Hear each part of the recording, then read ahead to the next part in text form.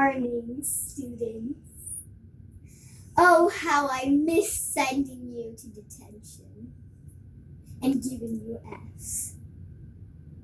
But also, it's not like I don't miss you at all.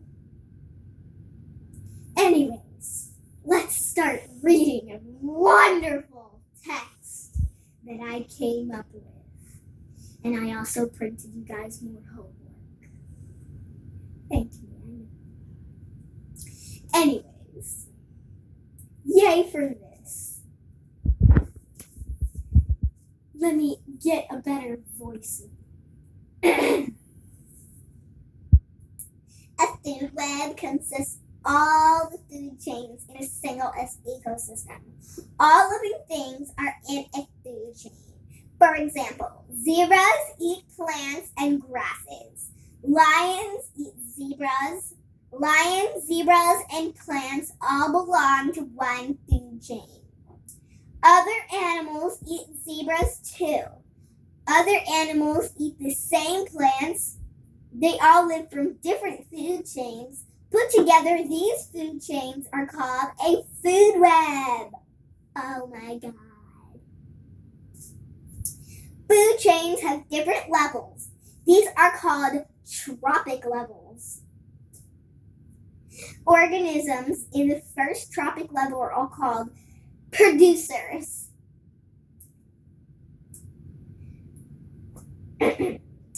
Most producers are plants. Algae and some bacteria are also producers. Anyways, each producer makes its own food. Most producers use photosynthesis. That means they use sunlight, carbon dioxide, and water to create energy.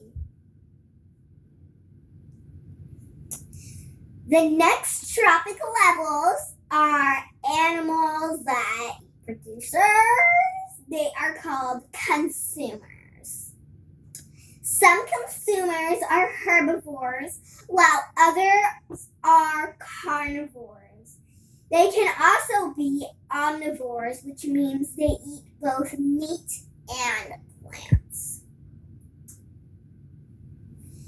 Primary consumers are herbivores. They eat plants and other producers. Deer, mice, and elephants are herbivores. That means vegan. While others are carnivores. They can also be omnivores, which means they eat both meat and plants. Oh my God. Primary consumers are herbivores. They eat plants and other producers.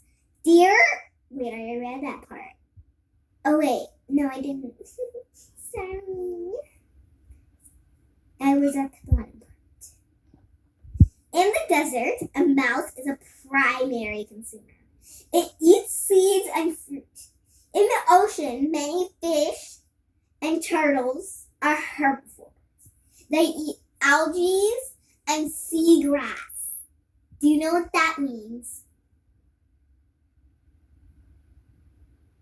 Well, I'm not waiting for an answer. So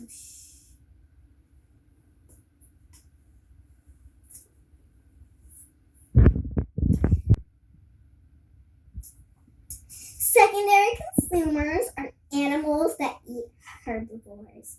In the desert, a secondary consumer may be a snake. It eats mice.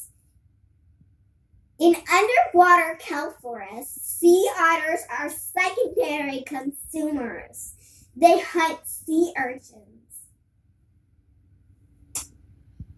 Secondary consumers are at the third trophic level, by the way, if you didn't know that.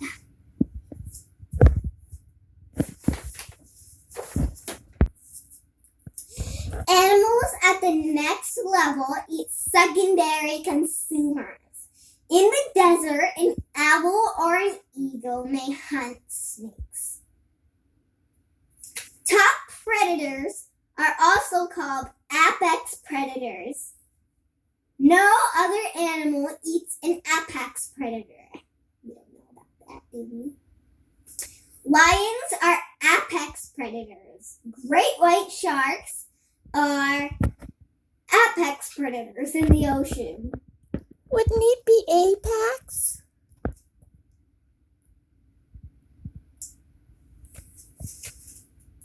Sorry, Susie, but I'm the teacher. Say. Okay, Susie. Fine.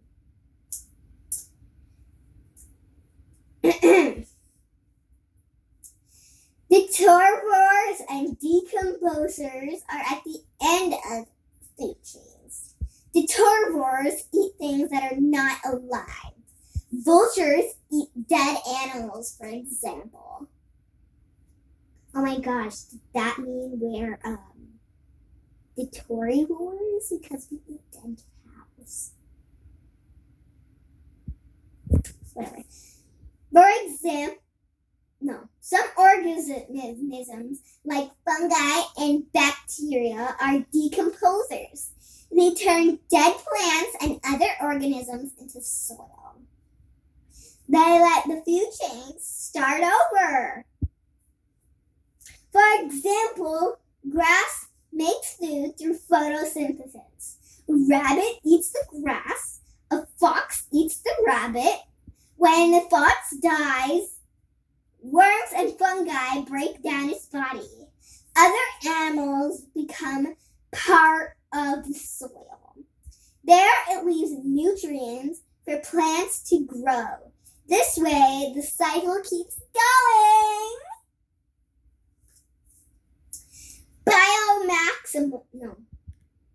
Biomass is in the energy in living creatures. It starts the sun's energy. Plants use sunlight to create energy or biomass. For themselves, when animals eat plants, they also create an energy or biomaximus at each step. Energy gets lost though. Animals are only able to take part of it. As you go up the food chain, there is less and less biomass.